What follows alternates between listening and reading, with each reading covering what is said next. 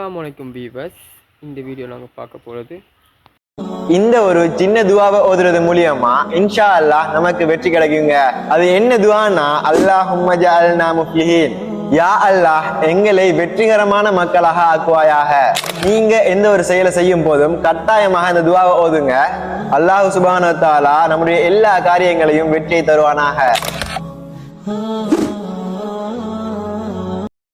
இஸ்லாமிய நாடுகள் பலஸ்தீனை மறந்துவிட்டது. Syria Lebanon பகுதியிலும் கூட இஸ்ரேல் ஆட்சி நடந்து கொண்டிருக்கிறது. ஆனால் இங்கால இஸ்லாமிய நாடுகள், அரபு நாடுகள் மறந்துவிட்டது. அது ஈரானோடு சில நாடுகள் தான் சேர்ந்து இந்த பலஸ்தீன் லெபனான் பகுதிகளை பாதுகாப்பதற்காக வேண்டி யுத்தம் செய்து கொண்டிருக்கிறது. இவங்க 4 பேருக்கும் செருப்பாலேயே அடி கொடுக்கணும். ஏன் சொல்கிறேன்டா, ஈரான் அரசன் உயிரோடு இல்லை, சகிதாயிட்டார். இதுக்கு இந்த 4 நாட்டில் ஏதோ மன்னன் காரணமாக இருக்கிறான். அமெரிக்காவுக்கு வேறு இருக்கும் இரட்டை காட்டி கொடுத்தவர்கள் ஒருவர் தான் இவங்க 4 பேர் ஒருத்தர்.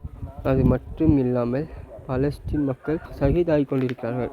அவங்களுக்கு உதவாமல் பின்வாங்கி கொண்டிருக்கிறாங்க. அவங்க மறந்து விட்டார்கள், நாங்கள் நிரந்தரமாக உலகத்தில் இருக்கப் இல்லை என்பதை.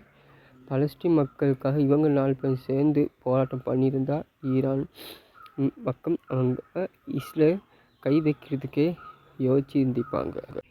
சீரலை வழிமுகம் காரணமாக இப்போ அத்தியாவசிய சேவைகளுக்கு தவிர ஏனைய அனைத்து அரசு நிர்வாகங்களுக்கும் 28ஆம் தேதி விடுதலை கொடுத்தாங்க.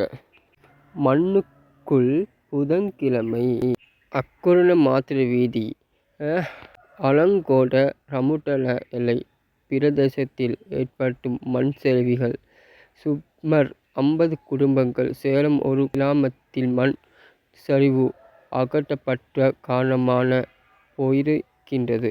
இதில் அந்த அனந்தங்களை உயிரிழந்த 10 பேரை உடல்களை மீட்பு.